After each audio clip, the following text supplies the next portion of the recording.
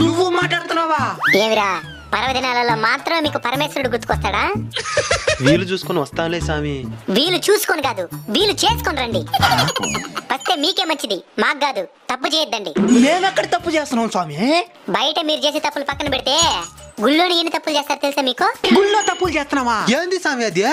మొదట దర్శనం దగ్గరే VIP దర్శనం కావాలంటారు. మీకు అధికారాన్ని ఇచ్చిన శివయ్య దగ్గరే మీ అధికారాన్ని ప్రదర్శిస్తున్నారా?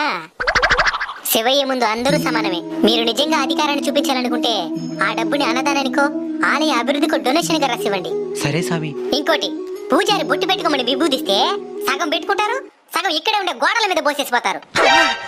ఇంటికి తీసుకుని ప్రతిరోజు పెట్టుకుంటే పోయేదే ఉందిరా, అంతా వచ్చేదే గానే. ఆలయం బయటే మీ ఆలోచనలన్నీ వదిలేసిరండి. లోపలికి వస్తే నువ్వు శివయ్య అంతే.